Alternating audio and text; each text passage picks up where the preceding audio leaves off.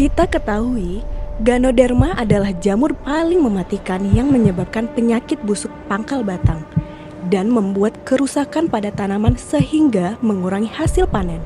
Penyakit ini kapan saja bisa menyerang tanaman sawit sampai mati. Mari kita bahas selengkapnya di Kecambah Talk. Assalamualaikum warahmatullahi wabarakatuh. Halo sahabat PPKS, pekebun maju dan terdepan. Ini dia Kecambah Talk, tempat ngobrol sepuasnya kecambah sawit PPKS bersama saya, Heri.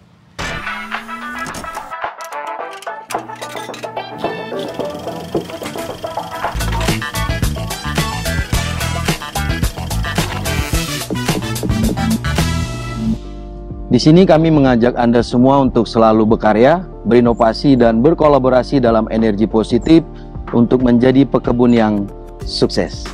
Dalam tayangan Kecambah Talk kali ini kita kedatangan tamu Bapak Arpan dan Bapak Dika selaku peneliti pemuliaan dan peneliti proteksi.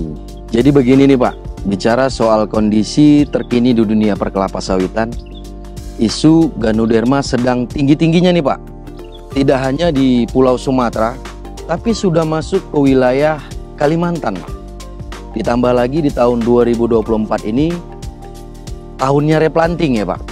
Dari riset yang saya baca nih Pak, hubungan antara Ganoderma dan lahan replanting ya Pak, berkaitan dengan potensi yang kita hadapi dan tanaman tentunya Pak. Apalagi untuk tanaman baru sendiri ya Pak, pastinya lebih berkaitan lah Pak, tanaman baru dengan Ganoderma yang ada di lahan ya Pak. Nah untuk Pak Dika sendiri ya Pak, dalam menyikapi hal ini sebenarnya apa sih Pak yang menyebabkan lahan itu terkena Ganoderma seperti itu kira-kira Pak? Oke, baik Pak Heri. Jadi kalau kita bicara tentang Ganoderma ini merupakan jamur ya Bapak Ibu sekalian dan sahabat PPKS semuanya, di mana jamur ini bisa menyebabkan penyakit yang namanya busuk pangkal batang. Jadi kita sering mendengar istilah penyakit Ganoderma, penyakit busuk pangkal batang. Nah ini kira-kira sama sebutannya kan gitu. Secara umum di lapangan dan di masyarakat pekebun sudah cukup familiar saya rasa. Nah kemudian kenapa kok kebun kita terserang Ganoderma kan gitu pertanyaannya. Nah jadi sebenarnya Ganoderma ini sudah ada kian Bapak Ibu kalau bahasa Sumateranya Pak Heri. Nah jadi sebenarnya Ganoderma ini merupakan jamur yang sifatnya dia sebagai decomposer. Jadi awalnya kalau kita lihat bekas-bekas tunggul kayu itu sering terlihat jamur Ganoderma. Nah tetapi seiring dengan meluasnya perkebunan kelapa sawit khususnya di Sumatera, karena kita ketahui bersama bahwasanya di Indonesia ini perkebunan komersil kelapa sawit pertama kali di Sumatera Utara. Nah, di Sungai Liput dan di Tanah Hitam Ulu ya Pak Arpan ya, di tahun 1911. Nah, oleh karena itu, tadi disampaikan oleh Pak Heri, terutama di Sumatera, kita harus siap menghadapi Ganoderma, terutama di generasi tanam selanjutnya. Terlebih ketika kita akan melakukan replanting. Nah, sehingga supaya kita bisa menyiapkan generasi tanam kita selanjutnya supaya tidak terserang Ganoderma, nanti akan ada beberapa pendekatan yang harus kita lakukan. Nah, mungkin itu yang perlu kita garis bawahi Pak Heri. Karena apa? Semakin generasi tanam kelapa sawit itu semakin tinggi, misalnya generasi 1, kemudian di replanting masuk ke generasi kedua, bahkan di Sumatera tahun ini sudah memasuki generasi 4 dan generasi 5, ini akan menyebabkan sumber inokulum Ganoderma ini akan semakin terakumulasi. Sehingga apa yang terjadi kalau tidak kita persiapkan, tanaman-tanaman muda kita akan sangat berpotensi terserang Ganoderma. Itu yang juga harus kita bawahi. Seperti itu ya Pak. Kira-kira Pak dari segi proteksi ya Pak, untuk menangani Ganoderma ini seperti apa kira-kira? Nah, untuk penanganan Ganoderma atau untuk teknik replanting ya Pak ya. Jadi replanting di areal-areal yang memang di situ kita bilang endemik Ganoderma, artinya Ganoderma ini kejadian penyakitnya sudah tinggi. Nah, ini ada dua pendekatan yang bisa kita lakukan. Yang pertama adalah dari sisi persiapan lahan, dan yang kedua adalah dari sisi bahan tanam. Kira-kira mau tahu nggak? Oh boleh dong Pak. Persiapan lahannya bagaimana? Boleh dong Pak. Bahan tanamnya bagaimana? Boleh Pak, boleh tahu kita Pak. Nah, jadi kalau dari sisi persiapan lahan, itu yang harus kita perhatikan adalah olah tanah yang kita lakukan sebisa mungkin harus mengeluarkan sumber inokulum itu tadi. Kita ketahui bahwasanya jenis-jenis sumber inokulum yang bisa berpotensi menjadi sumber patogen Ganoderma, contohnya Pak Heri, sisa-sisa akar. Karena kita ketahui Ganoderma adalah penyakit tular tanah. Dia yang menular melalui kontak akar. Jadi kalau tanamannya sudah terkena Ganoderma, biasanya di akar-akar itu ada sisa-sisa hifa, sisa-sisa miselium yang menjadi sumber inokulum. Jadi untuk replanting selanjutnya harus kita keluarkan. Jadi sebisa mungkin harus kita angkat dari lubang tanam yang nantinya akan kita tanam tanaman baru. Terus kemudian dari si persiapan lahan lagi, mungkin ketika lahannya sesuai, tanahnya datar, kemudian serapan airnya bagus, ini juga bisa dilakukan pendekatan dengan lubang tanam besar. Tetapi tentu saja lubang tanam besar ini tidak sekedar memperbesar lubang tanam, tetapi kita ingin mengeluarkan sumber inokulum yang tadi, yaitu sisa-sisa akar, termasuk juga sisa bonggol Pak Heri. Karena kita juga sering lihat di lapangan, teman-teman petani khususnya ketika melakukan replanting, sisa bonggol masih tertinggal di dalam tanah. Nah, ini juga menjadi perhatian kita. Batang yang sudah ditumbang, diciping sudah betul, tetapi terkadang bonggol masih tersisa. Nah, ini juga menjadi sumber inokulum. Sehingga dari sisi persiapan lahan harus kita perhatikan betul-betul untuk replanting ini. Kemudian nanti yang kedua terkait bahan tanam. Nah, bahan tanam nanti akan banyak diulas oleh Pak Arfan, karena kita punya salah satu varietas PPKS yaitu 540 NG. Nah, ini merupakan salah satu bahan tanam varietas PPKS yang mempunyai sifat moderat tahan ya Pak Arfan ya, atau toleran? Moderat tahan. Moderat tahan Ganoderma. Nah, nanti kalau penasaran akan dibahas oleh Pak Arfan. Tetapi ketika nanti bahan tanam persiapan lahan sudah kita persiapkan dengan bagus, bahan tanam sudah kita bekali, apalagi yang sifatnya moderat tahan Ganoderma, nah itu nanti harapan ya kejadian penyakit busuk pangkal batang yang disebabkan Ganoderma ini bisa kita tekan di generasi yang akan datang.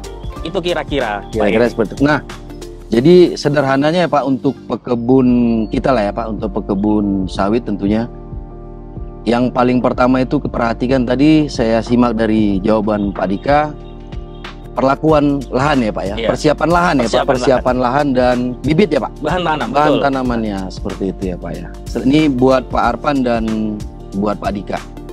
Kenapa Pak PPKS sendiri Pak, seperti yang Bapak sampaikan tadi, PPKS sudah menyiapkan PPKS 540 NG ya Pak. Nah, di PPKS itu kan ada PPKS 540 yang pada umumnya ya Pak, yang dikenal oleh pekebun kita.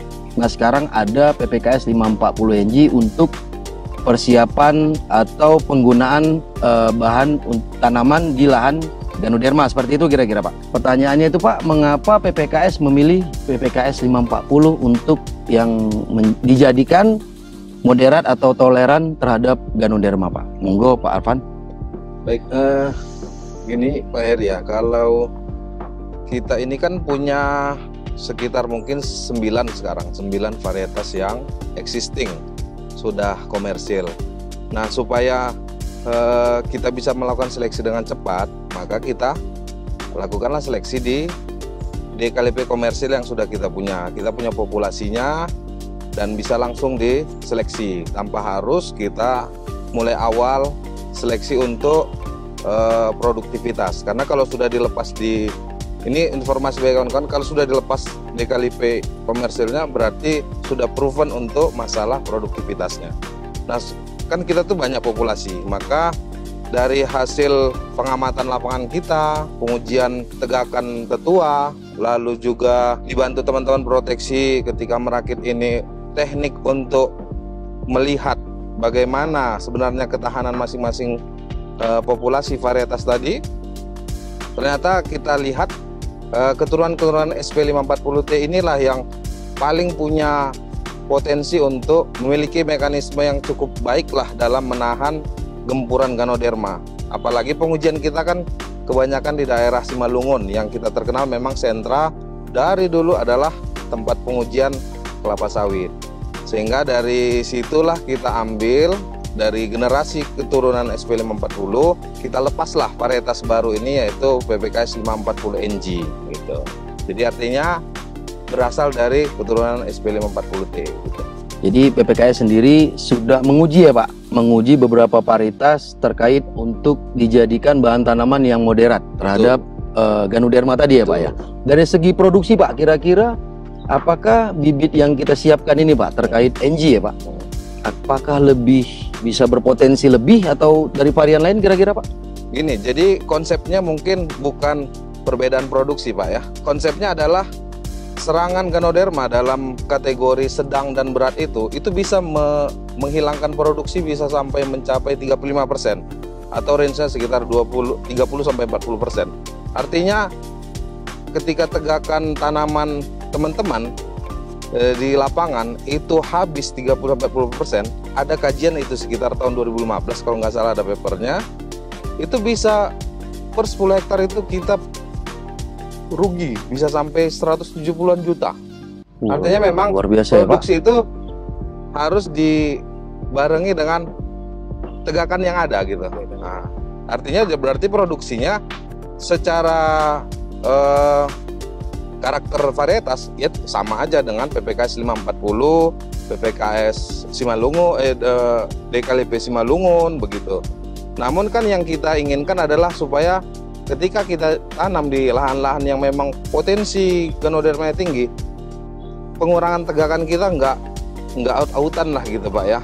Nah, jadi tetap tegak ataupun kalau sudah ada serangan tidak membuat tegakan pohon kita itu kehilangan produktivitasnya. Jadi walaupun sakit tetap produktif, artinya begitu. Jadi kalau produksinya secara normal dalam hitungan per hektarnya itu sama dengan DKLP yang kita sudah rilis sebelumnya. Hanya ini punya ketahanan terhadap serangan Ganoderma yang lebih moderat. Lebih moderat dari varietas-varietas lain seperti itu kira-kira ya Pak. Jadi artinya kesimpulan dari jawaban Bapak tuh PPKS 540 NG ini mampu memaksimalkan populasi yang ada ya Pak. Betul dalam kondisi lahan yang endemik seperti itu kira-kira ya Pak. Oke Pak. Nah Pak, sebelum acara Kecambah Talk ini kita mulai, itu kita sudah mengumpulkan beberapa pertanyaan yang mungkin timbul dari rasa penasaran sahabat PPKS tentunya Pak. Berapa persen Pak tingkat daripada ketahanan bibit atau bahan tanaman PPKS 540 ini di lapangan kira-kira Pak? Jadi sebenarnya seleksi kita berdasarkan ketahanan di pembibitan, yaitu dengan teknik seed sitting kalau nggak salah seed sitting ya Pak. Jadi artinya kita buat inokulum Ganoderma yang dibantu teman-teman proteksi untuk mengcreate-nya, kemudian kecambah dari persilangan-persilangan yang mau kita uji itu ditanam dengan jarak sekitar 2 cm atau sampai 5 cm ya, supaya nanti akarnya segera ketika sudah berakar, radikulanya muncul bisa langsung kontak langsung dengan inokulum Ganoderma yang sudah disiapkan oleh teman-teman proteksi. Nah, pengamatan per bulan, kemudian per 6 bulan, dan beberapa batch, kalau tidak salah sih 8 batch. Nah, itu artinya kita harus betul-betul yakin sama penelitian kita ya. Artinya kita ulang sampai beberapa batch. Nah, diperolehlah dari situ nanti indeks ketahanan yang kurang dari 70. Indeks ketahanan itulah yang menunjukkan bahwa oh iya benar persilangan yang kita uji itu memang tahan terhadap serangan Ganoderma begitu. Nah, kita agak cukup berbeda sih dengan beberapa produsen yang lain, bahwa kita tidak hanya visual bahwa tanaman itu mati karena Ganoderma. Tanaman boleh saja hidup ketika diuji, tapi ketika kita cek, kita bongkar, kita lihat nodul akarnya dan ada, itu tetap kita buat sebagai penilaian ketika menilai indeks ketahanannya. Dan hal itu juga nggak cukup sampai situ. Di 540 NG khususnya kita juga konfirmasi dengan marka-marka molekuler dari marka SNP yang kita kerjasamakan dengan pihak Malaysia untuk seleksi markanya. Nah, terkonfirmasi. Jadi walaupun di lapangan misalnya ini ya udah dapat tuh 40 persilangan, tapi kita tetap harus konfirmasi dengan marka tadi. Nah, dan itu pasti akan membuat lebih kecil lagi persilangan yang bisa terpilih, sehingga insya Allah ya, namanya juga usaha ya kan, kita sebagai pemulia ya walaupun tidak hakul yakin, tapi insya Allah yakin bahwa memang persilangan yang kita pilih sebagai 540 NG tadi cukup perform di lapangan. Dan sampai saat ini di pengujian kita di daerah Bajambi maupun di rambutan PTPN 3 belum ada hasil tailing pohon yang menunjukkan bahwa pohon itu tumbang akibat serangan Ganoderma. Dan kalau kalau kita keliling-keliling nih ya Pak ke petani, atau mungkin kalau kami banyak mungkin di PTPN ya untuk ininya pelayanannya, belum ada sih Pak untuk ininya, untuk laporan bahwa ada yang pakai 540 NG kemudian tumbang karena Ganoderma seperti tapi itu mungkin ya, Pak. karena mungkin kebun yang dikunjungi nggak sama, mungkin Pak Dika mungkin ada laporan juga yang belum tershare, atau dari teman-teman pemasaran juga.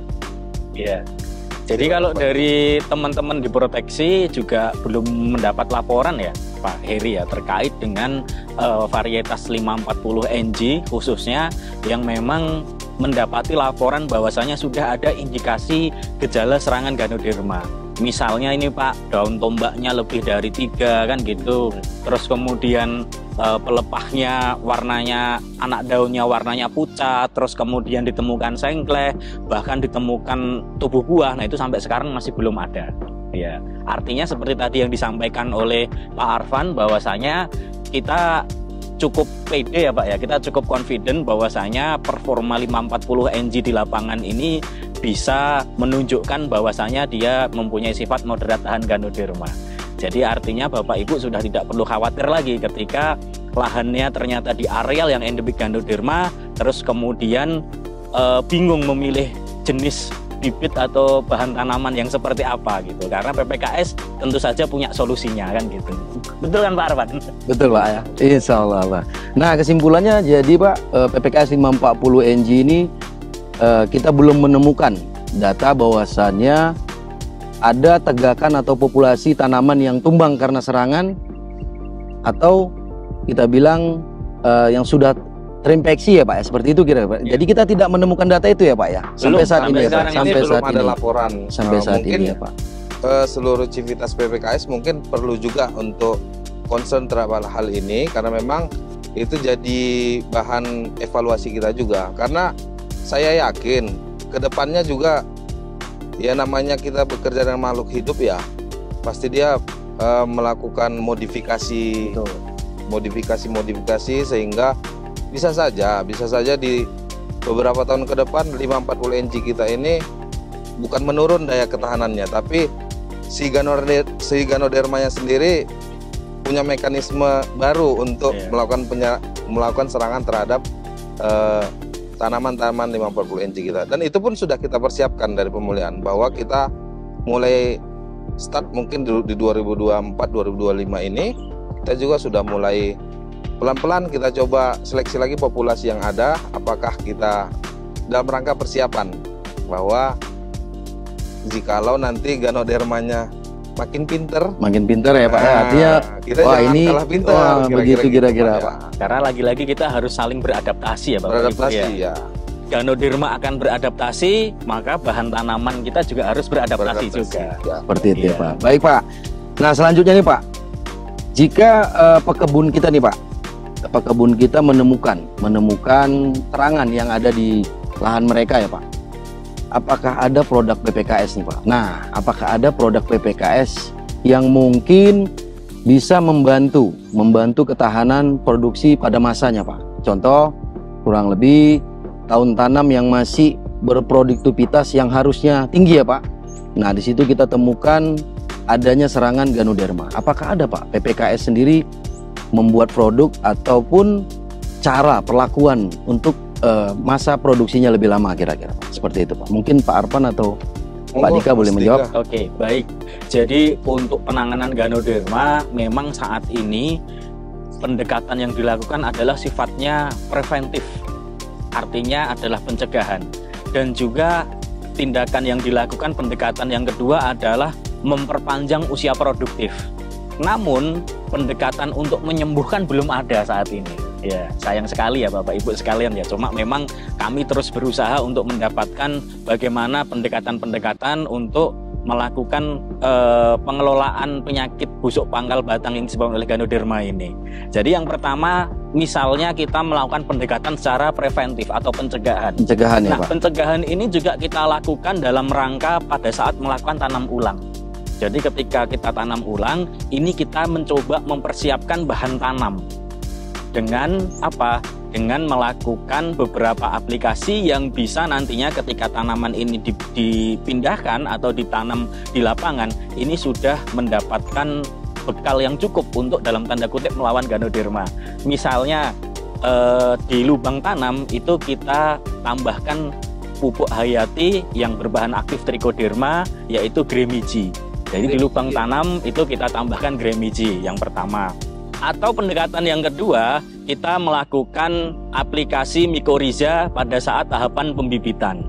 Jadi harapannya kedua agen hayati tersebut bisa membantu tanaman atau bahan tanam dari khususnya bahan tanam PPKS supaya bisa lebih siap menghadapi serangan Ganoderma di lapangan.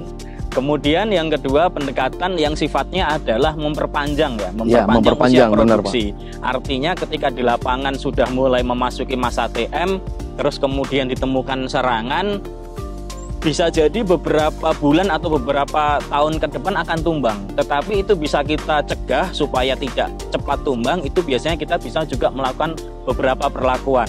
Misalnya dengan parit isolasi. Nah, jadi kalau kita sudah temukan tanaman yang terserang Ganoderma, penampakannya terserang Ganoderma, ini kita bisa buat parit isolasi, dan di areal sekitar parit isolasi ini juga kita aplikasikan Gremiji, di mana Gremiji tadi merupakan biofungisida yang berbahan aktif trichoderma.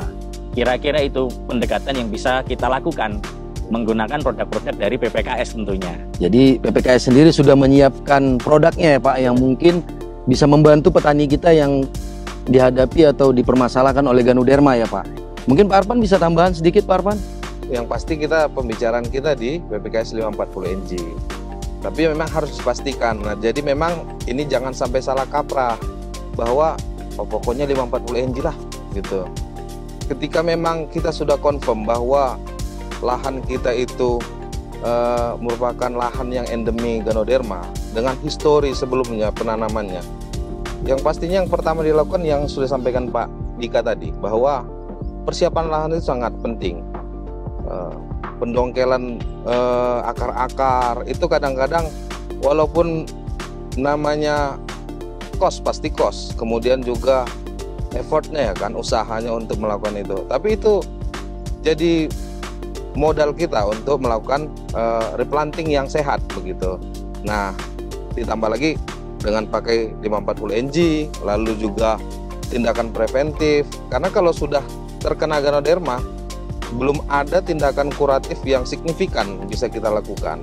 Sehingga kalau dari kami pemulihan tetap menyediakan bahan tanaman yang sesuai lah dengan kebutuhan yang saat ini mungkin muncul dari teman-teman pekebun begitu. Baik Pak.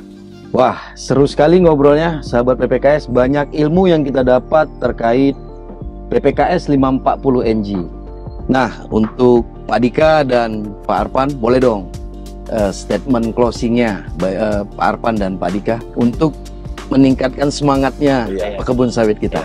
Jadi bagi teman-teman yang saat ini usaha kelapa sawit, jangan takut. Kelapa sawit itu tanaman tahunan yang cukup bandel. Jadi teman-teman nggak usah khawatir. PPKS sudah menyediakan berbagai varietas yang sesuai dengan kebutuhan teman-teman. Bagi misalnya yang punya lahan bergelombang, kita punya varietas yang tandanya mungkin tidak terlalu besar, namun jumlah tandanya banyak begitu, sehingga panen mudah.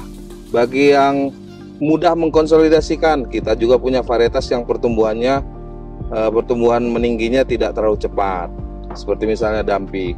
Dan untuk yang sudah confirm bahwa lahannya memang endemi Ganoderma berdasarkan histori penanaman sebelumnya, ayo kita lakukan tindakan preventif dengan pengolahan lahan yang benar, lalu pilihlah bahan tanaman yang tahan Ganoderma 540NG. 540NG, 540 nahan Ganoderma gitu kali-kali ya. 540 nahan Ganoderma, 540 nolak Ganoderma. Nolak Ganoderma ya. NG ya Pak Arpan. NG ya Pak. Kayaknya enggak gitu sih Pak. Enggak gitu ya Pak. 540NG itu saya baca-baca di proposal pelepasan varietas tidak disebutkan sih Pak ya. Tapi kita sih menyebutnya new generation ya. New generation ya. Walaupun kalau dibilang generasi siklus seleksi belum masuk untuk siklus 3, siklus 4-nya begitu ya. Oke. Tapi supaya ketika pendaftaran varietas ada pembeda begitu, dan tetap ada akarnya di bawah, dia berasal dari turunan 540. Oke, Boleh Pak lah Dika. 540 nolak Siap. Gano. Bisa juga Pak Arfan, Bisa. no Gano. No Gano, siap. Iya. Boleh Pak Dika? Baik, terima kasih sahabat PPKS semua, para pekebun dimanapun Anda berada.